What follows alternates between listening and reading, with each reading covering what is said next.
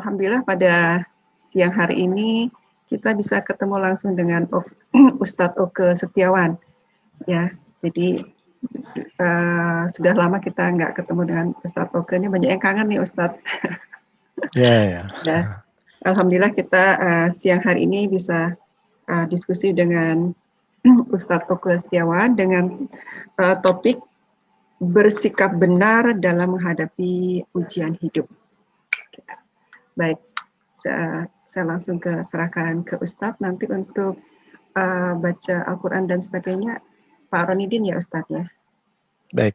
Untuk tektok, Sudah baik. Ustadz butuh tektok nggak? Ya mungkin nanti sewaktu-waktu nanti saya ini kan diskusi lah, siapa aja lah bisa, silakan. Baik. Silakan Ustadz. Baik Bapak Ibu yang dirahmati Allah, mari sebelum kita memulai kajian, saya mohon keriduannya kita akan berdoa kepada Allah, yaitu membacakan ta'awud, basmalah, sholawat Nabi, dan baca umul kitab suratul Fatihah. Mari kita mulai bersama-sama. A'udzu billahi minasyaitonir rajim. Bismillahirrahmanirrahim. Allahumma shalli ala sayyidina Muhammad wa ala ali sayyidina Muhammad. Bismillahirrahmanirrahim. Alhamdulillahi rabbil alamin. Arrahmanirrahim. Maliki yaumiddin. Iyyaka na'budu wa iyyaka nasta'in. Ihdinas siratal mustaqim. Syiratal ladzina an'amta alaihim. Ya, Assalamualaikum. Ghairil maghdubi alaihim waladdallin. Amin ya rabbal alamin. Ya, Assalamualaikum warahmatullahi wabarakatuh. Baik, Bapak Ibu yang dirahmati Allah, mungkin bagi yang baru kali pertama ketemu saya, perkenalkan saya dengan Oke Setiawan. Biasanya kan yang memang mulai kemarin berjalan rutin tuh Ustadz Teddy ya, Bu Endah ya, yang mengisi karena kebetulan saya memang agak waktu sebelum COVID ini lumayan berkeliling, jadi saya jarang bisa mengisi. Nah, apa yang sekarang saya bahas itu kan judulnya adalah bersikap benar ketika kita menghadapi suatu ujian hidup. Karena kebanyakan orang yang selalu curhat itu pasti akan bercerita tentang permasalahannya. Dan ujung-ujungnya adalah ketika misalnya seseorang itu mendapatkan masalah, pasti target utama, keinginan yang paling utama adalah bagaimana supaya masalah itu terselesaikan. Nah ini kan sebenarnya pola pikir yang mari kita kupas, apakah pola berpikir seperti itu tuh memang seharusnya seperti itu, atau harusnya tidak, supaya Bapak Ibu nanti di dalam menjalani kehidupan ini sesuai dengan cita-cita bersama. Saya mau nanya lah kepada Bapak Ibu, mungkin kepada siapa ya, Pak Ronidin atau Bu Endah juga bisa. Saya bertanyanya sederhana, mungkin Bu Endah ya. Bu Endah, sebenarnya Bu Endah tuh cita-citanya apa sih di dalam menjalani hidup tuh? Cita-cita yang paling tinggi pengennya kumpul keluarga di surga. Oke, atau misalnya kalau saya simpulkan kan bahagia dunia dan akhirat. Iya. Nah, ada lagi selain itu? Nah. Baik, jadi saya yakin semua yang di ruangan Zoom ini, siapapun orangnya, kalau ditanya pasti keinginannya ingin bahagia dunia dan akhirat. Nah, karena semua cita-citanya sama, berarti kan harusnya langkah-langkahnya tinggal copy paste aja kan Bu? Ya. Artinya itu ketika kita menjalani suatu kehidupan, misalnya ya siapapun orangnya, pasti ingin bahagia dunia dan akhirat. Lalu setelah itu kita bertanya, apakah selama ini kita menjalani hidup itu sudah bahagia atau belum? Kan begitu. Misalnya contoh, ketika ibu punya masalah penyakit yang belum sembuh, atau misalnya masalah anak yang tidak sesuai dengan keinginan kita, itu tuh kira-kira bahagia atau tidak? Belum bahagia. Padahal tujuan kita semua adalah ingin bahagia, tapi kenyataannya ternyata bahagia. Ada yang tanda kutip suka tidak suka, meskipun tidak bahagia, tapi tetap harus dijalani kan Bu? Ya. Ibu sakit, sudah berobat ke sana ke sini tapi nggak sembuh-sembuh. Meskipun ibu misalnya menderita pun, tetap harus dijalani kan? Ya. Nah, kira-kira yang benar itu harusnya, menjalaninya tuh harusnya dengan bahagia, atau harus dengan sedih? Yang benar itu. Dengan bahagia. Kenapa? Benar jawab. Kenapa kok Bu Endah harusnya meskipun kondisi sakit nggak sembuh-sembuh harusnya tetap bahagia itu kenapa? Karena kalau bahagia, bisa jadi penyakitnya jadi bertambah baik. Lah kan Kemudian, cita-cita ibu ingin bahagia dunia dan akhirat. Loh, saya ulang ya, kan kita itu punya cita-cita semua ingin bahagia dunia dan akhirat. ya, Sebagian besar orang ketika dia menjalani suatu ujian hidup, mau sakit, mau banyak utang atau apapun, kadang-kadang, bukan kadang-kadang ya, secara umum tidak bahagia. Setuju nih? ya, Padahal Bapak Ibu tidak bahagia pun tetap harus dijalani. Setuju Bu? ya. Nah, sekarang pertanyaan saya sebelum nanti kita kupas ke materi. Jadi sebenarnya yang benar itu menjalani ujian hidup itu meskipun penyakit kita belum sembuh, hutang kita belum lunas, harusnya itu bahagia atau tidak bahagia? Harusnya. Bahagia. Harusnya bahagia. Kenapa harusnya bahagia? Karena cita-cita kita bahagia dunia dan akhirat. Oke. Ya kan? Ya. Nah, tapi kan Pak kenyataannya kok sekarang saya tuh kalau menghadapi suatu ujian hidup kok tidak pernah merasa bahagia. Kan begitu kan? Padahal diterima tidak diterima, bahagia tidak bahagia, ujian hidup itu tetap harus dijalani. Dan masalahnya kita pun tidak pernah tahu kapan masalah kita akan selesai. Ya. Lalu kalau misalnya masalah kita belum selesai-selesai, Allah anggap misalnya, oke, ujian kamu nanti 10 tahun lagi selesai, apakah selama 10 tahun itu kita tidak bahagia? Nah, ini mari yang kita diskusikan bersama, supaya apa? Supaya Bapak Ibu tuh jelas, saya tuh hidup tuh mau apa? Oh, cita-cita saya ingin bahagia dunia dan akhirat. Berarti apapun kondisi nanti yang terjadi ke depan, harusnya yang benar itu adalah bagaimana ujian ini ya selesai ataupun belum selesai harus tetap membuat saya bahagia. Kan kata kuncinya itu aja. Kalau Bapak Ibu sudah paham itu, nanti tinggal dibuat langkah demi langkahnya. Ya. Paham ya Bapak Ibu semua ya? Ya. Jadi kita bicara suatu konsep, setelah itu nanti kita mulai praktekkan. Misalnya contoh gini, kemarin kalau nggak salah tuh Pak Ronili juga baca ya, jadi namanya ilmu tujuan. Ilmu tujuan tuh gini Bu, misalnya saya ingin ke Monas ya. Cara pertama ketika saya ingin ke Monas adalah saya dari rumah saya berusaha mencari-cari jalan tembus, jalan tikus menuju Monas. Itu cara pertama. Atau cara kedua, saya patok dulu dengan Google Map Monas. Terus setelah itu baru tarik jalan, tarik rirut ke belakang sampai ke tempat saya. Berarti nanti ketika saya berjalan, saya sudah arah tujuannya, saya sudah patok bahwa kalau saya mengikuti arah ini, pasti nyampe Monas. Pertanyaan saya, kira-kira menurut Bu Endah lebih enak pakai cara yang mana? Cari-cari dulu, ke sana ke sini, baru misalnya mungkin nanti nyampe Monas atau belum tidak, atau dipatok dulu Monas dulu, baru kita tarik rirut ke tempat saya, baru kita jalanlah langkah demi langkah. Kira-kira lebih mudah yang mana? Cara pertama atau cara kedua? Cara yang kedua. Setuju ya? Nah, jadi kita berpikir itu Pak, Bu, kita tarik dulu tujuan utama kita tuh apa? Oh, tujuan utama saya hidup itu ingin bahagia. Patok dulu.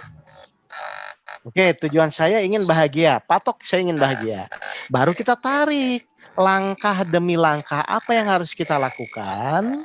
Kan gitu ya? Supaya kita nanti jadi bahagia. Bapak Ibu pernah nggak berpikir seperti itu? Oh, ternyata di dalam menjalani hidup tuh pasti saya punya masalah. Oh, ternyata di dalam menjalani hidup itu pasti saya menghadapi kejadian tidak enak. Tapi goalnya harus bahagia. Berarti kita harus paham langkah demi langkah apa yang harus kita lakukan. Sehingga meskipun nanti ada kejadian tidak enak, ada ujian, ada teguran, ada masalah. Tapi saya tetap bahagia. Pernah berpikir seperti itu? Belum. Atau pokoknya ada masalah saya pusing, nggak mau gitu? Ya, belum dipatok bahagianya. Nah, padahal ini penting karena ini adalah tujuan kita, goal kita bersama.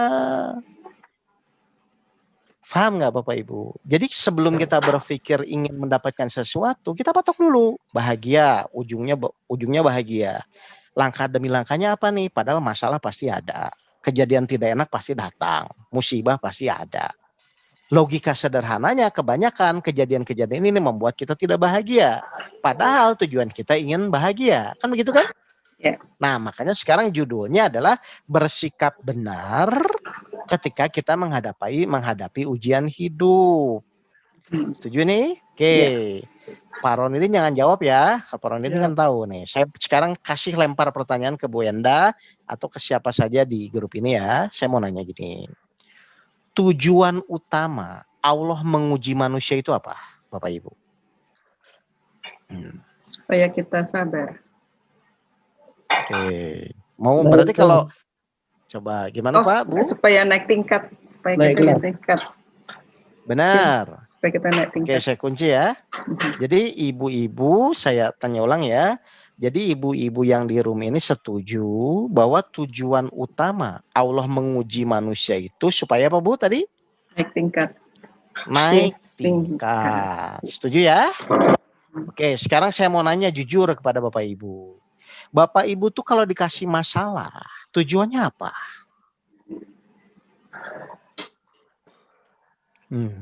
Silahkan Saya Pak ulang.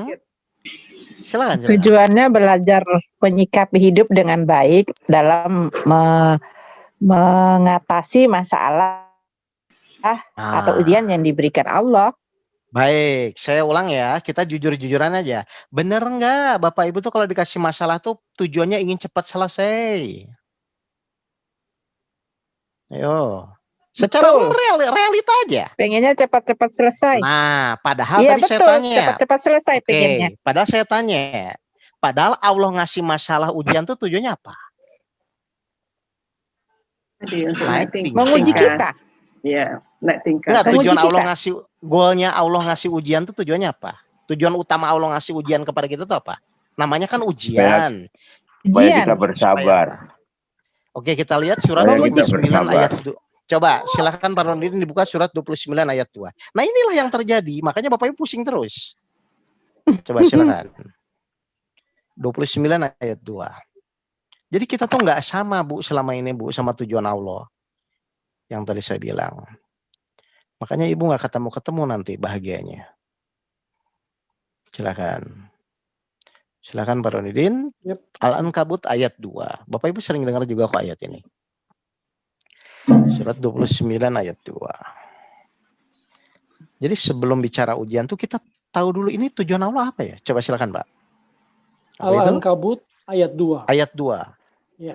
Apakah manusia mengira bahwa mereka akan dibiarkan hanya dengan mengatakan kami telah beriman dan mereka tidak diuji? Jadi tujuan Allah menguji itu apa Bapak dan Ibu sekalian? Beriman apa tidaknya? Meningkatkan keimanan. Setuju ya? Iya. Jadi tujuan utama Allah memberikan masalah hidup, memberikan ujian kepada kita semua, itu cuma satu Bapak Ibu tujuannya, meningkatkan keimanan. Itu tujuan Allah. Sekarang saya mau nanya, tujuan Bapak Ibu diberi masalah, mendapatkan ujian masalah, tujuannya apa?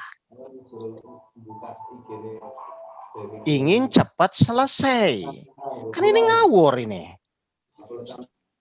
Dan saya yakin Bapak Ibu, semua orang ketika diuji, ketika punya masalah kan pemikirannya bagaimana solusinya, bagaimana secepatnya untuk selesai kan? Berarti selama ini sama nggak dengan tujuan Allah? Tidak sama. Nah kalau tidak sama kira-kira bahagia atau tidak bahagia? Tidak bahagia. Pasti tidak bahagia. Nah sekarang saya mau nanya, sudah berapa tahun Bapak Ibu berpikir seperti ini? Udah lama Pak. Aduh malu. Selama akhirnya ini. Kan sama.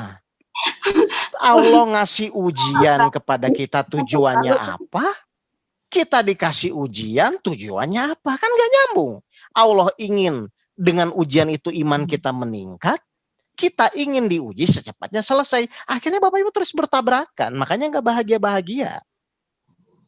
Itu awalnya Bapak Ibu. Padahal ujian itu pasti akan selalu ada. Baik yang enak maupun yang tidak enak. Tapi dari awal Bapak Ibu ketika diuji sudah salah tujuan. Salah jalan, ingin ke Monas, nyampenya ke Jonggol misalnya. Ngerti Bapak Ibu ini?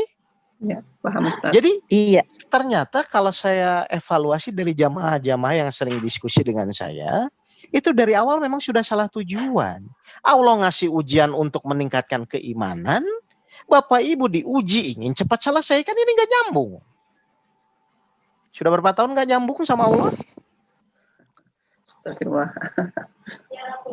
Lama Ustaz. Ya? Lama. Jadi sebenarnya sebelum kita melangkah, sebelum kita berikhtiar, apapun nanti ikhtiarnya, fokus dulu, ini tujuan Allah apa yang nguji saya? Kan harusnya begitu. Kenapa ya Allah ngasih sakit? Tujuannya apa? Kenapa Allah ngasih kok masalah saya belum selesai-selesai? Tujuannya apa? Ternyata cuma satu, ingin supaya iman kita meningkat. Dan saya yakin Bapak Ibu juga sebenarnya tahu gitu loh. Atau mungkin pura-pura tidak tahu. Gitu. Tahu, cuman nggak sabar Pak Ustadz. Loh, iya, terlepas tidak sabar kan harusnya disamakan dulu tujuannya kan Bu? Betul. Iya, misalnya Allah ngasih ujian. Tadi jelas-jelas di dalam Al-Quran bahwa untuk meningkatkan keimanan. Kan begitu kan? Betul tidak? Jadi intinya, ya Pak, saya tahu ada ujian, ada teguran. Saya cuman kupas dulu. Kebanyakan orang itu adalah ternyata selama ini bertahun-tahun menjalani hidup, itu tujuannya nggak sama, Pak. Allah ingin dengan ujian yang Allah berikan kepada kita tuh untuk meningkatkan keimanan. Ketika diuji Allah selalu ingin cepat selesai. Kan kita pusing, panik, bingung tuh karena nggak selesai-selesai kan? Kita merasa bermasalah tuh karena masalah kita tidak selesai-selesai kan? Padahal Allah ngasih ujian itu untuk supaya keimanan kita meningkat. Saya mau nanya aja jujur kepada Bapak Ibu ya. Bapak Ibu tuh kalau dikasih banyak masalah tuh kira-kira iman meningkat atau semakin sensitif? Jujur aja. Sensitif. Nah, kira-kira meningkat atau menurun kalau begitu? Menurun. Ya sudah, memang begitu ceritanya. Akhirnya Bapak Ibu muter terus dengan masalah-masalah ada. Karena tujuan utama Allah ngasih ujian tidak terwujud. Gitu loh Bapak Ibu. Jadi sekarang saya luruskan dulu ya. Berarti sikap kita tuh apa yang harus dilakukan gitu loh. Oke, nanti saya jawab Pak. Sikap kita itu apa yang harus kita lakukan supaya kita itu sesuai dengan keinginan Allah. Kan begitu kan harusnya kan? Jadi pas Allah ngasih ujian itu, apa sikap kita? Saya mau nanya, misalnya apa sih bedanya? Allah kan memberikan suatu kejadian itu ada 3 jenis ya. Saya bahas sedikit dulu biar Bapak nyambung. 1 yang namanya ujian, 2 yang namanya teguran, 3 yang namanya azab. Yang keempat ada namanya istikhraj, tapi saya nggak bahas itu ya. Jadi gini, ujian itu untuk orang-orang yang sudah beriman. Artinya di jalan yang lurus, sholat dengan benar, bersedekah, dan lain-lain. Tujuannya meningkatkan keimanan. Yang kedua, teguran. Teguran tuh kalau kita ada salah, misalnya kita pelit, tidak bersedekah, tidak menjalankan perintah Allah, maka Allah tegur. Tujuannya supaya kembali lagi ke jalan Allah. Terus bagaimana Pak cara membedakan bahwa itu teguran atau ujian? Udahlah gini, anggap aja Pak, itu teguran semua. Kan kita nggak tahu ya. Kenapa harus anggap tegurannya? Gampang, kalau teguran kan kita minta ampun, tobat, maka teguran akan berubah jadi ujian. Daripada kita ditegur, merasa diuji, kan kurang ajar itu. Berarti kita GR gitu loh Pak. Jadi kalau saya menyingkapinya, apapun kejadian yang menimpa saya, anggap itu teguran saja. Biar mudah gitu loh Pak. Kan langkahnya kalau teguran itu kan tinggal kita minta taubat kepada Allah, berjanji tidak akan mengulang lagi. Seperti itu aja Pak. Supaya ada teguran berubah jadi ujian. Jelas nih Bapak-bapak, Ibu-ibu ya? Nah sekarang pertanyaan saya. Berarti kalau Bapak Ibu disuruh milih, Bapak Ibu tuh ingin hidup dalam ujian atau dalam teguran? Ayo. Teguran. Kalau disuruh milih. Teguran. Hah? Oh, Teguran. Ingin teguran? Milih. Kalau Bapak Ibu Suruh milih ujian. Iya kan ujian kan untuk orang yang beriman. Ujian. Benar nggak? Iya, suruh milih Nah, ujian. Berarti kalau boleh nggak milih saya tidak mau diuji? Nggak bisa, Ustaz. Boleh nggak? Nggak boleh kan? Nggak boleh milih. Oke, sekarang saya mau nanya. Di Nggak ruangan boleh. ini siapa yang senang dapat masalah? Ya nggak Nah, mau lah kan? Ustadz. Loh, katanya pilihannya. Nah kan, saya ulang lagi. Pilihan hidup kita tuh Siapa Bapak sih yang Ibu. mau, Ustadz? Loh, makanya saya ulang. Pilihan kita tuh Bu, ingin hidup dalam ujian atau dalam teguran kan cuma dua. Ayo, kalau Bapak ditegur berarti Bapak tidak di jalan Allah. Kalau Bapak diuji berarti Bapak di jalan Allah. Kan pilihannya cuma apakah Bapak Ibu tuh ditegur atau diuji. Berarti kan pilihannya itu. Bukan pilihannya tidak mau diuji loh. Ayo. Berarti kita tuh pasti punya masalah nggak? Nah, sekarang saya mau nanya. Berarti Bapak Ibu tuh kalau disuruh milih hidup ingin punya masalah atau tidak ingin punya masalah?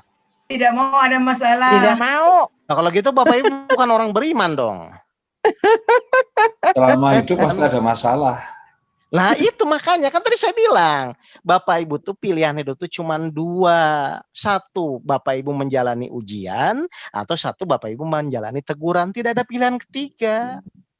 Nah Bapak Ibu milih yang ketiga, tidak mau ada ujian, ada masalah, nggak bisa dong. Maklum Pak Ustadz, manusiawi. Yo, nah, karena loh, yang namanya manusiawi itu harus diuji Bu. Itu namanya manusia. Karena Allah menciptakan manusia itu memang tujuannya untuk diuji. Oke Pak Runidin, kita buka surat 76 ayat 2. Pak Ustadz. Aduh, pantesan nih.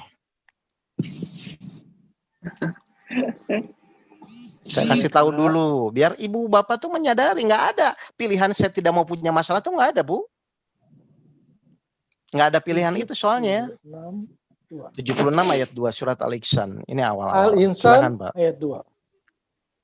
Sungguh kami telah menciptakan manusia dari setetes mani yang bercampur, yang kami hendak mengujinya dengan perintah dan larangan.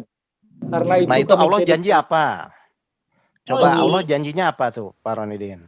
Ya, menciptakan manusia untuk mengujinya. Tuh, jadi ada pilihan nggak? Nggak ada. Nggak Terus ada. ceritanya ibu nggak mau punya masalah tuh gimana ceritanya itu? Ustadz, Kan biasa manusia mau yang enak-enak aja Ustadz.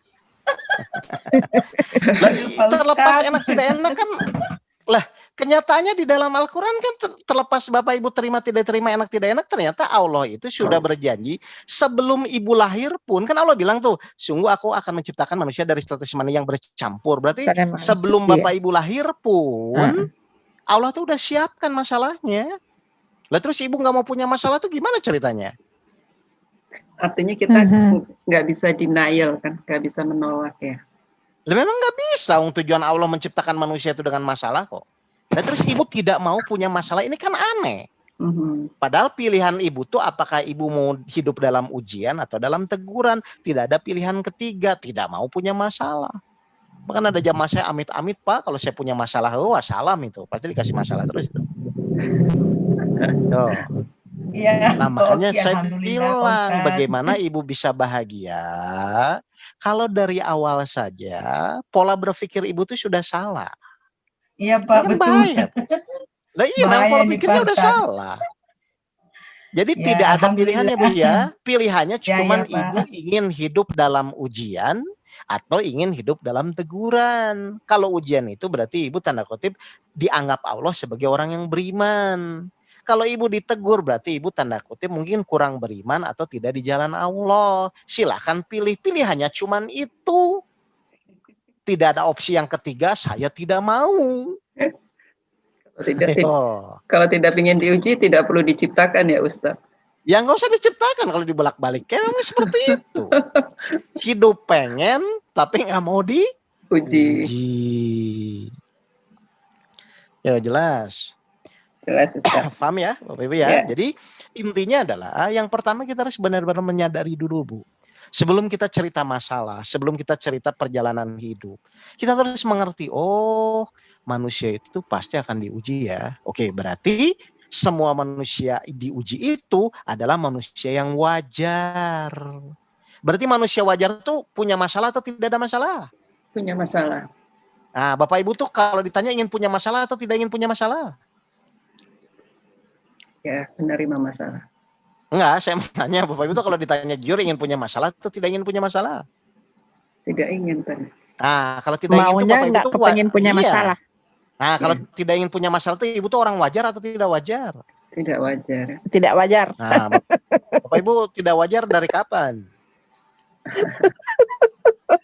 Sudah lama. Tidak wajar sudah lama. Ya itu makanya. Jadi Bapak Ibu harus mengerti dulu konsepnya ya. Ya. Kenapa? Nah, sekarang pertanyaannya harusnya begini pertanyaannya. Terus bagaimana caranya, Pak? Kan begitu yang tadi saya bilang. Iya. Oke, saya mengerti bahwa semua manusia itu pasti punya masalah, saya mengerti sekarang. Tapi kan kenyataannya, kan begitu nanti ketika kita diuji itu kan kita tidak bahagia, kan itu yang terjadi. Nah, harusnya Bapak Ibu tuh tanya sekarang. Terus bagaimana Pak caranya supaya saya meskipun saya diuji, saya tetap bahagia, kan itu harusnya, bukan menghindari. Nah, di pikiran Bapak Ibu biasanya selama ini saya tuh bahagia kalau tidak ada masalah. Salah. Karena semua manusia pasti akan punya masalah. Di situ konsepnya sebenarnya. Jadi Bapak Ibu tuh kesalahannya dari awal sudah berpikirnya karena dari awal tuh tidak mau punya masalah. Kalau Bapak Ibu bilang tidak mau punya masalah berarti melawan Al-Quran. Surat 76 ayat 2. Karena semua manusia itu pasti akan diuji. Gitu. Jelas nggak Ibu-Ibu sekalian? Jelas. Insyaallah jelas. Nah, berarti sekarang PR kita adalah langkah demi langkah supaya kita itu ketika diuji, kan begitu ya, kita tetap bahagia. Kan begitu ya? Iya. Setuju ini? Setuju. Oke, Setuju. kita mulai ya. Baik. Baik, sekarang saya mau nanya. Tadi menurut Bu Endah kan benar tuh. Bu Endah, kalau kita diuji itu tujuan utama Allah tuh untuk apa tadi? Naik kelas atau meningkatkan keimanan. Setuju ini? Ya. Oke, meningkat keimanan. Kalau yang namanya iman meningkat, berarti semakin lama tuh semakin tenang atau semakin khawatir? Semakin tenang. Iya, karena keyakinannya begitu luar biasa kan? Oke, berarti saya akan kupas dulu. Coba ya, saya mau nanya berarti ke Bu Endah. Bu Endah, menurut Bu Endah, ujian itu harus masuk logika atau harus di luar logika? Di luar logika. Kenapa harus di luar logika? Karena tadi di dalam logika kita tadi kembali lagi sulit menerima. Oke. Kenapa ujian itu harus di luar logika? Ya kan tujuannya juga jelas meningkatkan keimanan. Kalau masih pakai logika nggak usah pakai iman gitu loh Pak, Bu. Ya, iman tuh di luar logika. Nih saya ulang ya. Kenapa ujian itu harus di luar logika? Karena tujuan utama Allah menguji itu meningkatkan keimanan. Berarti nanti Bapak Ibu jangan kaget. Kalau nanti dapat kejadian itu yang di luar logika. Kenapa sih kok bisa? Loh kok masih dipertanyakan? Namanya di luar logika itu gini. Coba Bu Endah 2 tambah 2 berapa Bu Endah? 4. Oke, berarti logika Pak Endah masih bisa kan? Ya. Masih. Oke, percaya tidak percaya tetap 4 nggak? Ya. Karena masih dalam logika kan? Ya. Oke, sekarang saya mau nanya. Tangan 45 kali 985 dibagi akar 9 dikali 9%, hasilnya 5. Percaya nggak? Enggak. Loh, kenapa enggak? Emang Bu Endah bisa hitung? Ya, karena nggak bisa secepat itu. Nah, urusannya sekarang, lah makanya urusannya Bu Endah tuh tinggal percaya atau tidak kan? Iya. Karena sudah di luar logika Bu Endah kan? Betul. Ngerti nggak? Iya. Jadi apa maksudnya? Ternyata iman itu adalah sesuatu yang di luar logika kita. Ya. Urusannya percaya atau tidak percaya. Ya. Berarti kalau Allah nanti nguji kita, itu tuh harus masuk logika kita atau di luar logika kita? Di luar logika. Di luar logika. Harus di luar. Lah terus kenapa Bapak Ibu pusing kalau begitu? Urusannya percaya tidak percaya kok. Bapak Ibu percaya nggak bahwa ujian itu sesuai kemampuan? Iya. Iya. Lah kalau sesuai kemampuan kenapa takut diuji?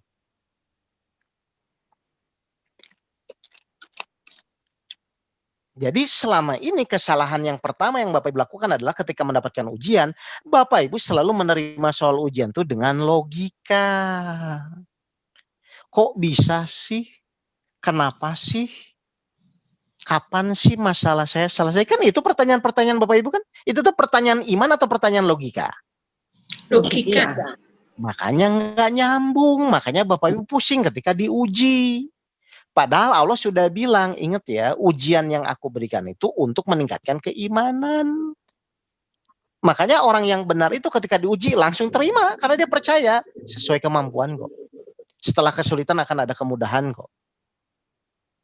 Semua masalah itu pasti akan ada jalan keluarnya. Itu namanya percaya. Kebanyakan Bapak Ibu ketika diuji, kapan ya solusinya bagaimana? Kan begitu kan? Yo. Jadi sebenarnya yang harus Bapak Ibu lakukan itu adalah ketika Bapak Ibu mendapatkan ujian, langkah pertama tuh percaya. Kalau kita sudah percaya, perlu mikir lagi nggak Bapak Ibu? Nggak perlu. Tidak perlu. Oke, sekarang Bapak Ibu difitnah orang, mikir atau langsung diterima? Pikir biasanya. Ayo, Bapak Ibu tuh kalau difitnah orang tuh mikir dulu atau langsung diterima? Sudah diterima saja. Nah, kalau mikir itu logika atau iman? Logika. Logika. Nah, padahal ujian itu untuk meningkatkan apa? Iman. Iman. Nah, terus kenapa mikir? Kebiasaan. Seharusnya diterima aja ya Ustadz ya. Lah kan Bapak Ibu yakin bahwa semua atas kejadian atas izin Allah dan pasti baik kok. Dan untuk meningkatkan keimanan kita kok. Nah, terus kenapa mikir-mikir? Oke, nerima tuh ngomongnya apa nerima? Alhamdulillah. Nah, orang menerima tuh alhamdulillah kan? Berarti ketika Bapak Ibu difitnah orang ngomongnya apa? Ya. Sakit hati. Kita mikir balas. Biasanya kalau Ustaz, biasanya kalau difitnah orang itu kita langsung marah. Iya makanya. Makanya Bapak Ibu jadi nggak bahagia tuh itu karena dari awal udah salah alatnya yang dipakai. Salah Allah setan ya. ngasih ujian tuh Salah untuk meningkatkan keimanan, Bapak Ibu dikasih ujian malah mikir. Padahal mikir tidak mikir pun harus tetap dijalani kan?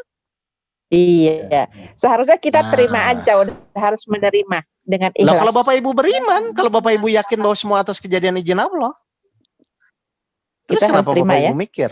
Loh, terima tidak terima udah terjadi kok. Iya kan?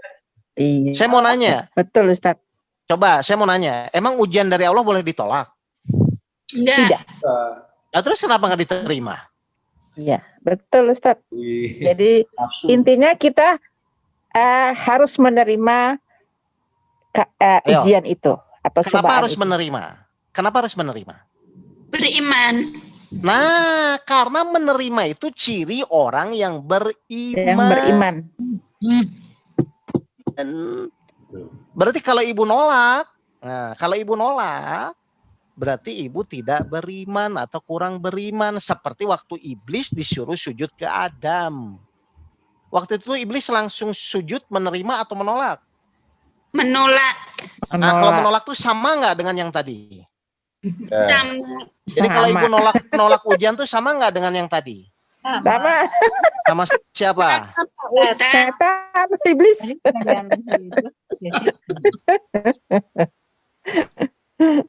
Ya Allah. Dan mengerti nggak Bapak Ibu? Karena memang ujian itu, ya Allah tuh cuma ingin tahu dia nerima atau tidak. Dan pasti di luar logika. Iya, Oke, saya betul. buktikan ya. Pak Rondidin coba bantu saya buka surat 37 ayat 100 sampai 102. Surat 37. Ya.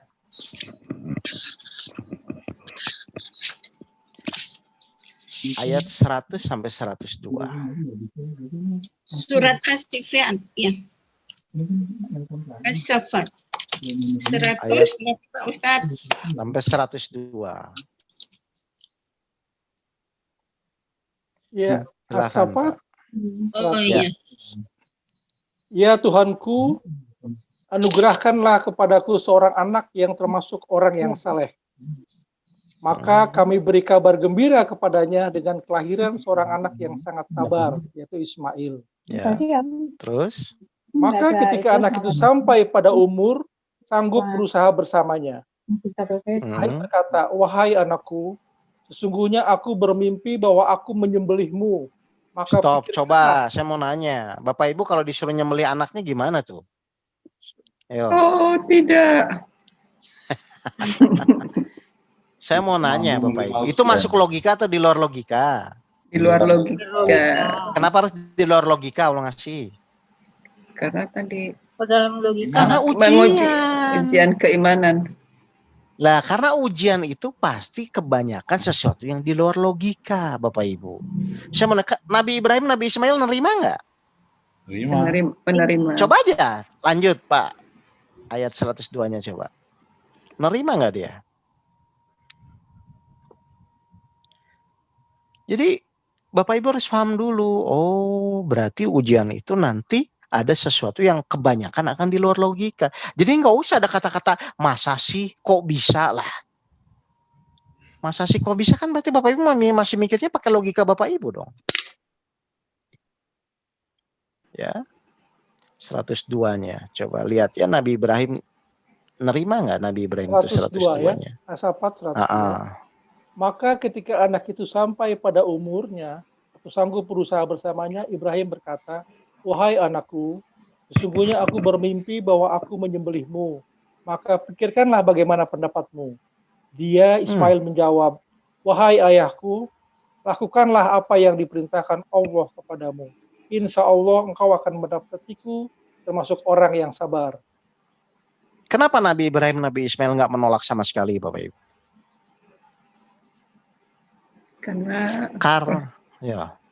Karena dia menerima ujian itu dengan iman. Kalau Bapak Ibu sudah percaya, masih mikir nggak? Enggak. Kalau, ya udah, kenapa Ibu mau mikir lagi? Saya percaya kamu Pak, tapi ya enggak dong. Kalau percaya, percaya aja. Meskipun itu perintahnya menyembelih anaknya. Karena dia percaya Allah Maha Baik dan tidak akan menzolimi hambanya. Ya dia jalanin. Goalnya apa di ayat terakhir 108 tuh? Akhirnya Allah ganti dengan seekor kambing. Gibah. Selesai ujiannya.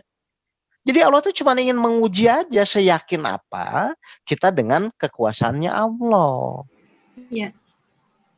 Jadi Bapak Ibu nanti kalau misalnya mendapatkan ujian apapun, langkah pertama, oke ya Allah saya terima ini.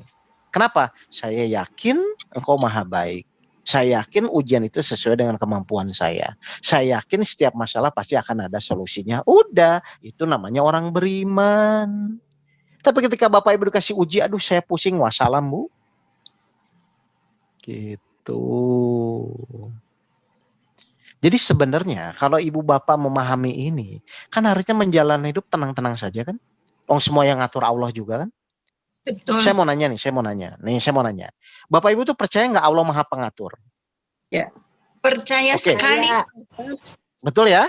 Oke, Allah Maha Pengatur ya? Betul. Ya. Berarti kalau Maha Pengatur tuh ada yang lain nggak yang bisa ngatur? Tidak ada. Ada. Oke, berarti kita manusia, makhluknya, posisinya tuh berarti siap diatur atau nggak mau diatur?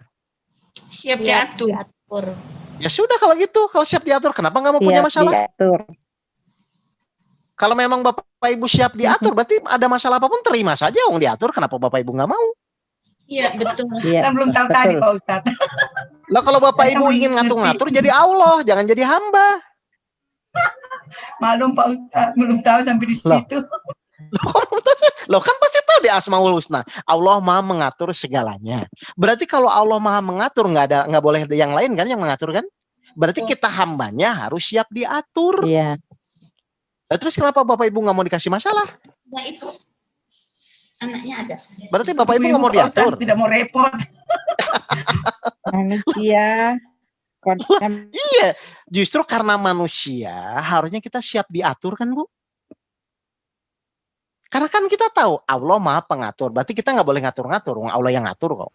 Berarti semua masalah kejadian yang terjadi di muka bumi ini itu dalam tanda kutip aturan Allah dan pasti tepat, tidak mungkin salah. Ibu punya masalah misalnya, sakit, belum sembuh-sembuh, itu kira-kira sudah dalam pengawasan Allah, sudah dalam aturan Allah nggak? Iya. Sudah, berarti Allah tuh sudah siapkan nggak? Misalnya kapan waktunya selesai nantinya, kapan solusinya muncul, sudah nggak? Ya. Sudah. Terus kenapa ingin cepat sembuh kalau gitu? Berarti nggak mau diatur kan? Lah urusan ikhtiar saja. Tapi kalau misalnya belum sembuh, belum selesai, berarti memang Allah belum menghendaki. Dan itu masih dalam aturan Allah. Saya nggak mau begitu, nggak mau begini. Lah memang ibu mau ngatur. Jadi kadang-kadang Bapak Ibu sekalian, omongan kita tahu Allah tuh maha pengatur. Tapi sikap kita tidak mau diatur. Yo, siapa selama ini yang tidak mau diatur? Sadar Ustadz. Iya Bu, kita diskusi itu artinya tuh supaya kita mendudukkan lagi pada proporsi yang benar gitu loh Bu. Kan kita ngerti nih Allah maha mengatur segalanya. Ya udah kalau Allah maha mengatur segalanya, rezeki, aturan rezeki, kapan datangnya, takarannya, kan udah diatur semua. Ujian yang ke Bu Endah dengan ke saya, ke Pak Ronidin kan pasti beda-beda karena Allah maha pengatur. Kenapa harus dibedakan? Supaya sesuai dengan kemampuan kita. Ya jadi tenang saja, pasti ujian selesai. Kenapa? Allah yang mengatur. Supaya cepat selesai harus mau diatur. Ini dikasih ujian, udah emosi duluan. Lah gimana mau diatur? Kadang-kadang saya tuh malu sama Itik Bu. Itik tuh bisa diatur, manusia tuh susah memang. Itik disuruh ke kanan-kanan, ke kiri, ke kiri. Mana mau orang kayak gitu, nanti dulu kan, mikir dulu kan. Enak aja kayak gitu kan, begitu kan. Iya. Padahal semua kejadian itu sesuai dengan takarannya. Coba kalau ibu mikir ya, kalau misalnya nyamuk segede burung merpati itu gimana? Nyedot darah segimana itu, habis darah kita semua. Kan Allah buat nyamuknya kecil, kan gitu kan. Atau misalnya ibu lihat ya, ibu kan dokter ya. Misalnya darah yang mengalir di kaki sama di otak itu beda atau sama buka kenalannya? Beda. Nah siapa yang ngatur, ibu atau Allah itu? Allah. Nah yang di dalam diri kita saja Allah yang ngatur kok. Apalagi urusan kejadian hidup. Apalagi urusan rezeki, apalagi urusan kejadian. Yang di dalam diri kita saja Allah sudah atur. Apalagi yang di luar diri kita. Berarti sebaiknya kita manut saja kan Bu? Iya. Gak usah terlalu kreatif gitu loh Bu, kalau untuk urusan iman Bu. Iya. Jelas ini Bapak Ibu semua ya? Jadi langkah pertama ketika mendapatkan ujian, langkahnya apa? Langsung terima. Menerima. Ya Allah, saya yakin ya Allah. Masih betul Pak, tapi logika itu dipakai untuk supaya meningkatkan keimanan, bukan bertolak belakang dengan iman. Kan kebanyakan orang itu kalau nggak masuk logika tidak percaya kan? Kan kebanyakan begitu kan? Nah ini yang salahnya. Iya betul. Harusnya logika itu dipakai untuk meningkatkan keimanan. Misalnya gini, saya punya masalah nih berat. Udah mentok sana, mentok sini menurut logika. Tapi iman ngomong, tapi saya percaya bahwa setiap masalah itu, kalau Allah yang menolong, pasti akan ada jalan keluarnya. Itu maksudnya. Bukan logika mematahkan keimanan. Nah kebanyakan Bapak Ibu berpikirnya kalau nggak masuk logika, Bapak Ibu tidak percaya. Kan itu masalahnya. Ayo benar nggak? Ya. Betul. Itu maksudnya Pak. Jadi logika dan keimanan itu sejalan, bukan bertolak belakang. Gitu loh Bapak Ibu. Jelas ini? Seharusnya begitu ya Ustadz. Lah memang seharusnya Bapak Ibu tuh pusing karena apa? Karena logika Bapak Ibu malah melawan keimanan. Misalnya ada masalah nih hutang 2 miliar. Masa sih selesai? Kan begitu pemikirannya kan? Uang dari mana? Kan begitu kan? Iya. Padahal semua masalah kalau Allah menolong beres nggak? Beres. Nah, tinggal percaya atau tidak percaya kan? Iya. Jadi ketika logika kita mentok, jangan bilang jadi tidak percaya, gitu loh. Oke, saya mau nanya, kalau kita sakit tuh Allah nyuruh kita berdoa nggak? Iya. Iya. Perintah kan? Nah, jadi tetap ibu berdoa minta sembuh dalam rangka supaya sembuh atau hanya dalam rangka menjalankan perintah Allah? Dalam rangka menjalankan perintah Allah. Sembuh. Dalam rangka hanya perintah Allah. Di sini ibu salahnya juga niatnya. Karena Allah memang memerintahkan. Ibu pengen tahu nggak syaratnya doa itu dikabulkan bagaimana? Pengen tahu? Oke, kita buka surat Al-Baqarah 186. Pakai Al-Quran aja Bu, jangan pakai reka-reka ya.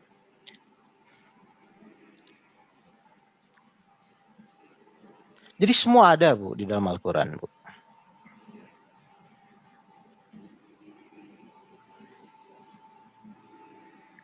Al-Baqarah 186. Apa syarat doa dikabulkan oleh Allah? Al-Baqarah 186. Nah, lihat ya, silakan Pak. Dan apabila hamba-hambaku bertanya kepadamu, Muhammad, tentang aku, maka sesungguhnya aku dekat. Aku kabulkan permohonan orang yang berdoa apabila dia berdoa kepadaku. Hendaklah mereka itu memenuhi perintahku dan beriman kepadaku agar mereka memperoleh kebenaran. Jadi syarat doa dikabulkan apa Pak? Di situ ada 2 Pak. Ya, apabila hendaklah mereka memenuhi perintahku dan beriman kepadaku. Nah itu maksudnya. Jadi ibu dalam berdoa pun memang hanya dalam rangka menjalankan sembuh. Karena Allah bilang doa saya akan dikabulkan kalau saya yakin Allah sesuai praduga prasangka hambanya. Jadi di dalam doa pun ada ilmunya Bapak dan Ibu. Jelas ya Bapak Ibu ya? Jadi sekarang ayolah kita belajar bersama. Ya, belajar bersama itu apa? Artinya itu ketika sesuatu itu, kan tadi saya bilang, rumus pertama adalah kita harus menyadari dulu bahwa yang namanya ujian itu untuk meningkatkan keimanan. Jadi nanti kalau Bapak Ibu dapat kejadian apapun, yang pertama alat yang dipakai itu iman dulu. Kenapa sih kamu harus menerima ujian tersebut? Pertama itu dari Allah. Kan begitu kan? Yang kedua saya mau nanya, ujian itu untuk kebaikan kita atau kebaikan Allah sih? Kebaikan kita. Nah, kebaikan kita untuk meningkatkan keimanan. Loh, ibu dibuat baik kok nggak mau? Keimanan. Malah nggak mau punya masalah lagi. Jelas ya Bapak Ibu? Ya. Nah, Iya, sekarang betul, saya mau nanya nih. Berarti saya akan tanya gini. Kan kadang-kadang ujian itu ada yang mudah terselesaikan, ada yang sulit terselesaikan. Setuju ini? Ya. Oke, sekarang silahkan Bapak Ibu jawab bebas ya. Kita buat perjanjiannya. Lebih baik Bapak Ibu langsung jawab salah daripada mikir lama salah. Oke? Nanti udah saya tunggu-tunggu salah juga. Mending jawab aja langsung. Siap ya? Nah, menurut Bapak Ibu, masalah itu apa sih masalah itu? Silakan. Menurut Bapak Ibu masalah itu apa sih? Masalah. Keinginan manusia. Masalah. Sesuatu hal yang harus kita selesaikan. Itulah masalah. Oke, sesuatu hal yang harus kita selesaikan. Setuju ini? Selesaikan. Kalau tidak selesai masalah nggak Bu? Iya. Iya, kan ibu tuh Kalau tidak bermasalah. selesai masih berupa masalah. Nah, saya mau nanya kan kalau ibu diuji Allah, nih diuji Allah. Kalau ibu bisa menyelesaikan masalah atau bukan? Tidak. Wong ibu dapat ujian, dapat masalah. Kalau ibu bisa menyelesaikan, berarti kan bukan masalah, Bu. Nah, terus masalah itu apa? Ya kan? Masalah itu adalah sesuatu yang kita tidak bisa selesaikan. Setuju? Ya, setuju. Ya kan? Kan ujian juga belum tentu masalah kalau bisa selesai. Jelas ini Bapak Ibu? Ini konsepnya dulu ya. Nah, sekarang saya mau nanya. Manusia itu bisa menyelesaikan masalah atau tidak?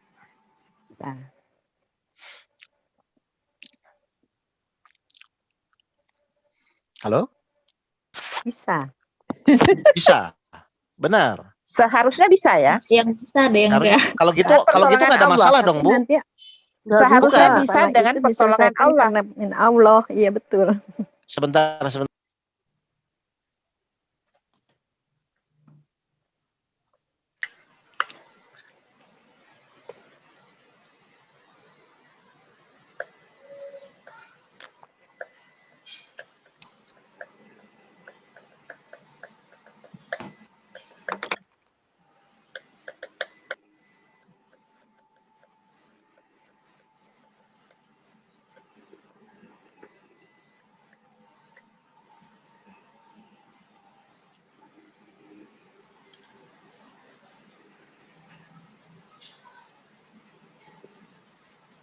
Baik, saya ulang lagi ya. Oke, saya ulang Bu ya. Oke, sekarang jawab langsung ya. Langsung jawab daripada mendingan langsung jawab salah daripada mikir lama salah. Oke, saya ulang. Manusia itu sebenarnya bisa menyelesaikan masalah atau tidak? Bisa. Tidak tanpa pertolongan Allah. Seharusnya bisa dengan pertolongan Allah. Loh, coba gini ya Bu ya. Kalau saya pertanyaannya A atau B, jangan jawab C ya. Ya, misalnya saya bilang ibu tuh percaya atau tidak tergantung. Udah saya tanya percaya atau tidak, kok jawabannya tergantung gitu loh Bu. Biar jelas gitu loh ya. Oke, biar jelas ya. Oke, saya ulang lagi. Sebenarnya manusia itu bisa menyelesaikan masalah atau tidak? Ayo. Tidak. Kenapa tidak? Benar jawab, kenapa tidak? Tanpa bantuan Betul Allah ya? kita nggak bisa. Ya, manusia itu berarti bisa atau tidak? Tidak saya ulang-ulang bisa. dulu ini. Tidak, karena Allah yang Kenapa tidak? minta. Karena semua kejadian harus atas izin Allah. Setuju nggak ini? Setuju. Berarti kalau Allah tidak mengizinkan, meskipun ibu sudah ahli di situ, kalau Allah tidak mengizinkan, selesai atau tidak? Tidak dong. Benar nggak? Karena semua kejadian harus atas izin Allah kan? Iya. Ya? Jadi meskipun ibu punya kemampuan di situ, meskipun ibu seorang dokter, toh tetap dokter tidak bisa menyembuhkan semua pasiennya kan? Tetap ada yang mati kan? Betul, setuju. Nah, berarti manusia itu ternyata tidak bisa menyelesaikan masalah. Setuju? Setuju, Pak Ustadz. Oke, saya ulang-ulang ini soalnya ini pola berpikirnya supaya lurus nih. Oke, para ini kita perkuat dengan ayatnya sekarang. 10 ayat 107. Silakan dibuka. Surat Kalau memang ngaku tidak bisa, surat 10 ayat 107, surat Yunus. Kalau memang nggak bisa ya ngaku nggak bisa. Jangan pura-pura bisa. Saya pertegas dengan ayat ya. Ya, Yunus silakan, Pak. 107. Ya, silakan. Dan jika Allah menimpakan suatu bencana kepadamu, maka tidak ada yang dapat menghilangkannya kecuali Dia. Nah, saya bold ya di sini Bu ya. Apa yang saya garis bawahi Pak Ronidin? Tidak ada. Sini nggak kelihatan bencana kali ya? Allah menimpakan suatu Enggak, yang saya bold apa? Jika Allah menimpakan suatu masalah, bencana, ujian kepada kita, kan gitu maka ya. tidak ada yang dapat. Maka tidak ada menghilangkannya. Maka jadi yang digaris bawahi yang mana? Kecuali Dia. Nah, kecuali. Berarti kecuali itu ada yang lain nggak? Tidak. Berarti bisa nggak semua orang, semua makhluk selain Allah menyelesaikan masalah? Tidak. Kenapa tidak, Bu? Kenapa tidak? Saya ulang-ulang nih. Kenapa? Karena Allah yang maha. Tidak ada izin Allah. Karena kecuali. Loh tadi saya bilang, kan itu saya garis bawahi. Kenapa semua orang nggak bisa? Karena kecuali. Berarti kalau kecuali itu ada yang lain nggak? Tidak. Nah, berarti tidak ada yang bisa menghilangkan masalah apapun yang Bapak Ibu hadapi kecuali atas izin Allah. Setuju? Ya. Setuju. Berarti yang menyelesaikan masalah itu siapa? Allah. Nah, sekarang saya mau nanya. Tadi saya bilang, tadi menurut Ibu benar, masalah itu adalah sesuatu yang harus kita selesaikan. Kan begitu ya? Ya. Padahal yang menyelesaikan siapa? Allah. Berarti ada masalah nggak? Sekretaris Lasnas sampai punya bayangan. Ayo, saya ulang lagi. Kalau sudah Allah selesaikan, masalah sudah tidak ada lagi. Lah bukan, makanya saya mau nanya. Kan tadi Ibu setuju bahwa masalah itu adalah sesuatu yang harus kita selesaikan. Kan begitu? Berarti. Nah, sekarang pertanyaan saya. Memang yang menyelesaikan masalah itu siapa? Allah. Nah, terus kenapa Ibu merasa bermasalah?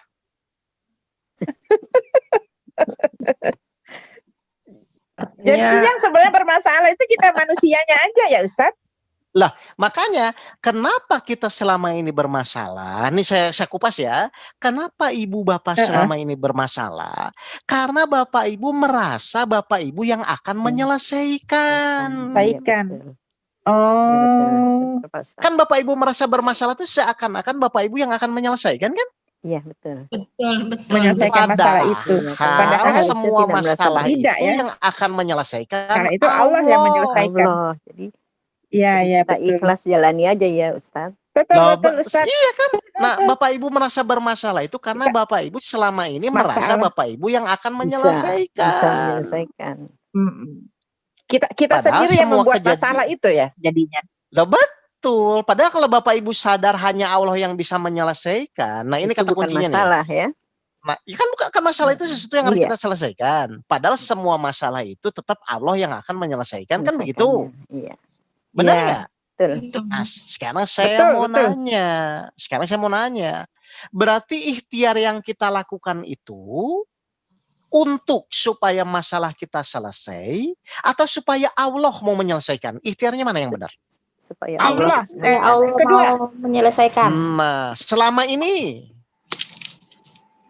Supaya masalah selesai. Supaya kita bisa menyelesaikan. Selama nyambung ini kita Ustaz, Lah. selama ini kita Salah. ikhtiar, kita bisa menyelesaikan masalah itu. Nah, itu disuruh siapa itu? Kita Itu disuruh siapa? sendiri. Sendiri. Kita sendiri.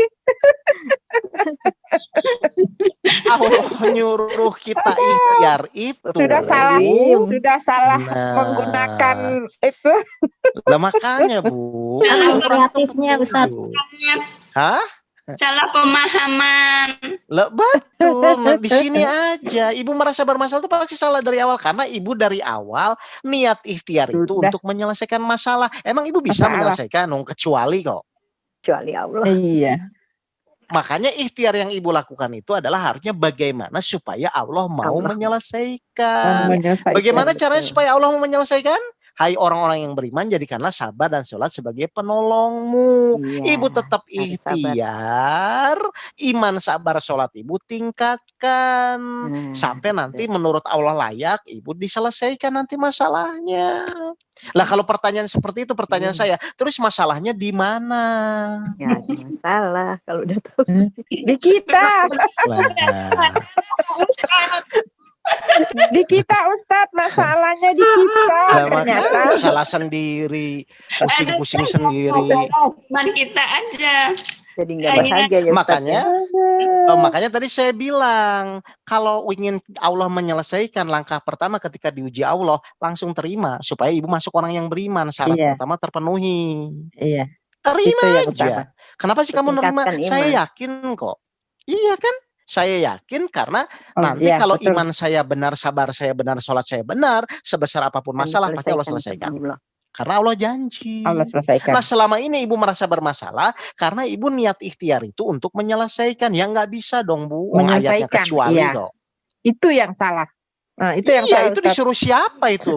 Bu ikhtiar disuruh menyelesaikan. Kita. Sombong itu. Itu logika pikiran kita itu Ustadz yang salah. Kan Allah udah bilang Al-Quran ini petunjuk, ikuti. Kok Ibu jadi kreatif ke sana? Ya, berarti karena selama ini kita kurang paham Al-Quran ya Ustaz. Ya pokoknya apapun ceritanya harus diluruskan kan gitu ya Bu ya? Ya. Nah Iya. akhirnya apa yang Ibu lakukan? Jadi ketika Ibu menyadari oh iya ya saya tuh nggak bisa menyelesaikan. Tapi kenapa harus diikhtiar? Kenapa Allah tetap nyuruh ikhtiar? Ikhtiar itu ke arah supaya Allah mau menyelesaikan. Makanya bahasanya di surat Al-Baqarah 153, hai orang-orang yang beriman, jadikanlah sabar dan sholat sebagai penolongmu. Nanti Allah yang nolong, bukan karena kemampuan Ibu masalah selesai, karena ditolong oleh Allah. Lah sekarang kalau kita renungkan lebih dalam, berarti masalah yang menyelesaikan Allah, yang ngasih Allah, yang menyelesaikan juga Allah. Lah Ibu Bapak tuh masalahnya di mana kalau begitu? Masalahnya satu tidak sabar, dua tidak paham Pak Ustadz, jadi menurut diri sendiri aja.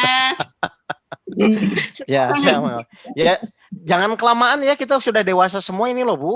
Iya Ustaz. Iya, masa udah dewasa gini masih pusing menghadapi masalah karena ketidaktahuan, kan ini repot ini. Ya. Jelas ya? Jadi ini ya?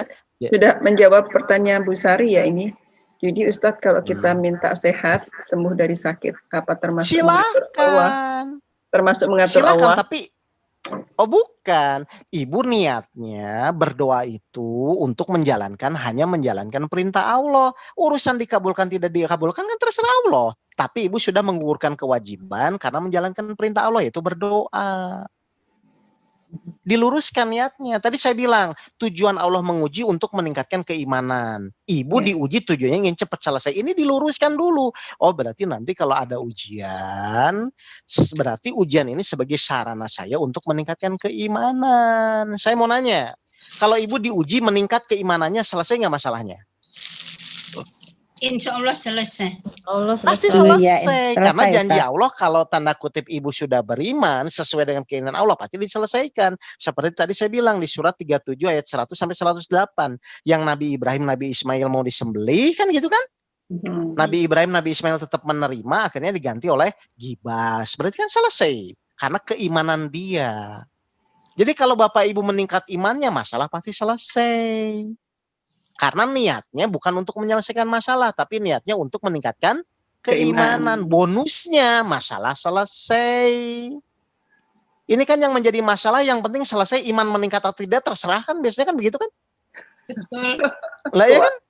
Ibu tidak sedih dengan iman tidak meningkat, ibu lebih sedih kalau masalah tidak selesai kan? Iya. Padahal harusnya kita sedih kalau ibu dikasih masalah iman tidak meningkat. Kan itu yang pokoknya. Jadi kebanyakan orang salah fokus, Bu. Nah, jelas? Oke. Jelas, Ustaz. Baik. Kalau jelas silakan kalau ada pertanyaan. Bebas saja. Oh, silakan. Bu Utami ya, Bu Utami. Ya.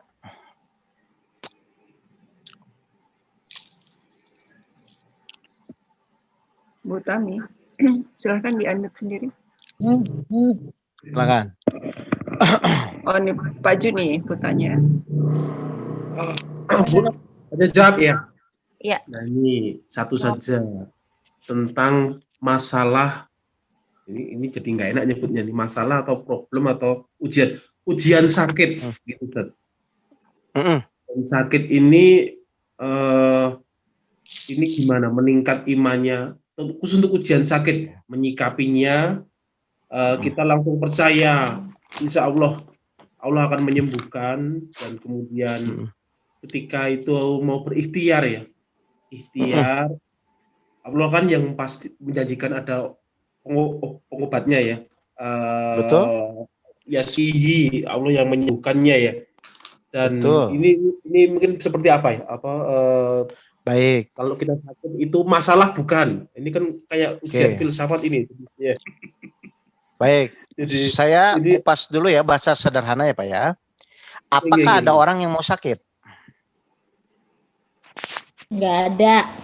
Nggak ada. Berarti kan kalau ketika Bapak Ibu tidak mau, berarti kan sebenarnya masalah itu. Benar nggak? Iya. Coba saya mau nanya, Bapak Ibu tuh kalau suruh milih hidup dalam keadaan sehat atau sakit? Sehat. Sehat.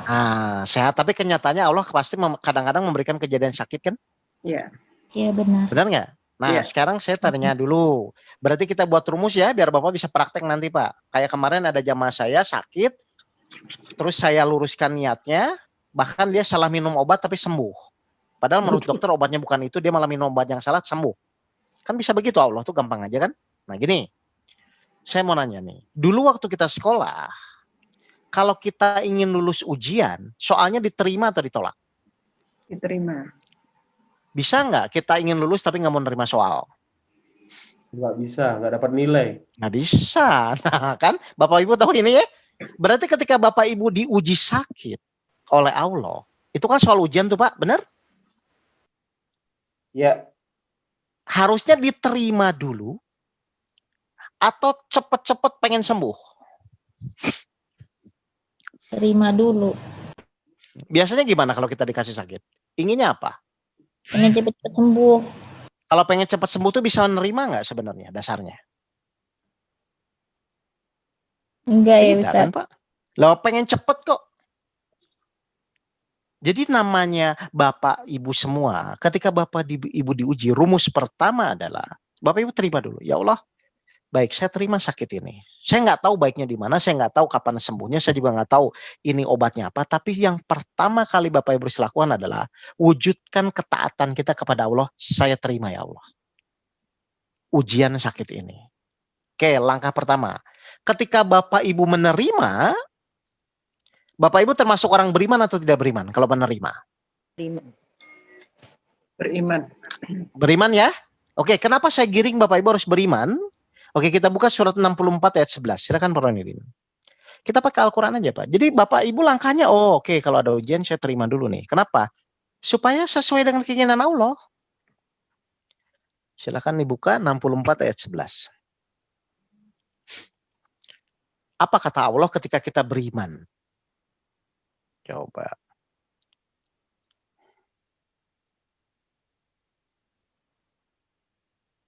At-Tagabun 64 ayat 11. Silakan Pak.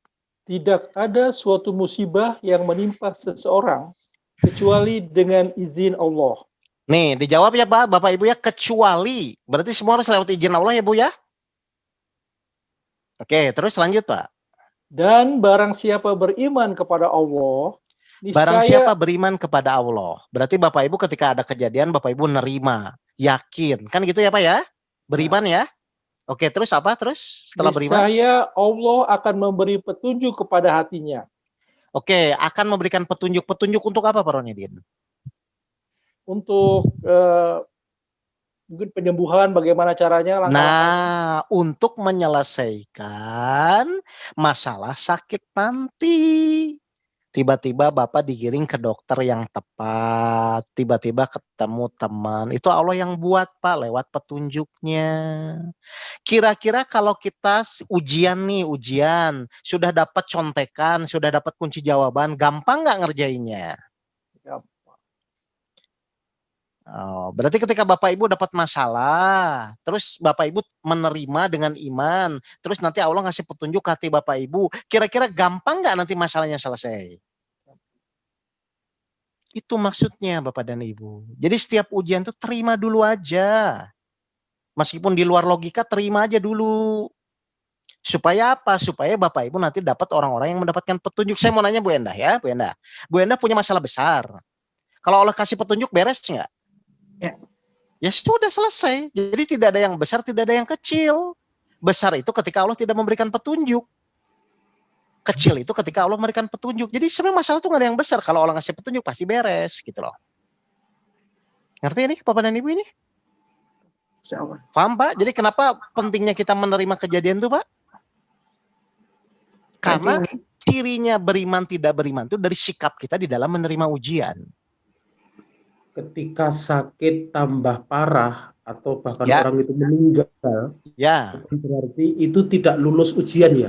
Oke, kalau Bapak Ibu dalam kondisi beriman, surga atau neraka Pak? Oh surga. Nah Bapak ingin cepat masuk surga atau pengen neraka? Masuk surga. Ah, kalau pengen masuk surga berarti harus cepat mati atau harus sembuh dulu? Sembuh, cari amal dulu. Loh, intinya itu sebenarnya mau hasil apapun Pak, yang penting kita tuh posisinya sudah di jalan Allah Pak. Beriman ya. Apa langkah konkretnya? Apa langkah konkret kita di jalan Allah? Ada kejadian terima dulu. Itu sudah di jalan Allah Pak. Mengakui bahwa ini adalah kejadian yang Allah izinkan. Kita hormat dengan Allah. Bukan masalah kejadiannya, tapi menghormati siapa yang memberikan kejadian itu. Itu cirinya orang beriman. Makanya ketika Bapak Ibu dikasih sakit, Bapak Ibu tuh harusnya jangan lihat sakitnya dulu. Oh ini dari Allah ya. Semua kejadian atas izin Allah ya. Tapi Allah juga bilang semua akan ada jalan keluarnya. Sudah, kenapa mikir-mikir lagi? Terima aja dulu. Karena dengan menerima Ibu termasuk orang yang beriman. Nanti Allah yang memberikan petunjuk. Kalau sudah dikasih petunjuk seberat apapun masalah akan selesai. Mudah jadinya. Jadi tidak ada masalah besar, tidak ada masalah kecil. Makanya Allah bilang di surat Al-Baqarah ayat terakhir, sesuai dengan kemampuan. Kalau sesuai ya sesuai aja, nggak usah nanya lagi. Bapak Ibu percaya bahwa setiap masalah itu sesuai kemampuan? Ya. Kalau sesuai berarti masih perlu mikir nggak? Kalau sesuai. Ngapain dipikirin lagi? Ngomong sesuai tapi kan ya enggak dong kalau begitu. Kalau sudah percaya tuh nggak perlu mikir lagi Pak. Baik, ada pertanyaan lagi? Ya. Bu Tami, silakan. Iya. Sebentar. Bu Tami silakan. Ya, ini salah satu contoh misalnya begini, kita ditawarin satu kesempatan untuk menjadi atau menghandle sebuah acara yang Ya. belum pernah kita lakukan. Nah, itu kan sebetulnya ya Allah menguji atau memberikan kesempatan itu sesuai kemampuan. Hanya terkadang kita Betul. ya berpikir gitu, nih mampu apa kagak gitu. Nah, itu suka terlintas seperti itu. Itu berarti ya kita belum bisa terima ya apa yang Allah berikan atau tetapkan. Kayak gini ya Bu ya, baik. Pokoknya satu kata kunci kan semua kejadian itu atas izin Allah kan Bu, benar? Iya. Oke, langkah yang kedua. Yang terpenting itu nanti hasil dari acara tersebut atau Ibu belajar di dalam proses itu? Belajar Pak. Was. Ya sudah kalau belajar, kalau gagal juga nggak apa-apa kan Bu? Atas izin Allah juga kan? Iya betul-betul. Iya. Ya udah kenapa takut? Ada menghadapi satu hal yang baru gitu, kadang Iya. saya mampu apa enggak, begitu Pak. Lah kan pilihannya tetap di Ibu kan, Allah ngasih kejadian nih. Mau menerima atau tidak kan pilihannya di Ibu, benar nggak? Iya betul. Kalau menerima tetap mohon kepada Allah, insya Allah mungkin Allah akan bimbing. Kalau tidak menerima pun berarti Allah akan lewatkan, kan seperti itu Bapak dan Ibu. Kan kalau secara kata-kata mutiara kan kegagalan adalah kesuksesan yang tertunda. Ya udah gagal dulu aja gitu loh Bu. Nggak usah takut. Iya. Yang penting itu proses, semakin dengan proses itu Ibu semakin meyakini atau beriman semakin yakin kepada Allah. Itu aja sebenarnya Bu. Oh, iya. Jadi bukan ujian selesai tidak selesainya ya Bapak Ibu ya. Yang Ibu fokuskan itu adalah apakah dengan masalah-masalah yang Ibu hadapi itu semakin yakin kepada Allah atau tidak. Jadi bukan goalnya itu bukan selesai ujian, goalnya itu adalah yakin atau tidak. Iya, kuncinya Pernah di nggak situ. Ibu pernah gini?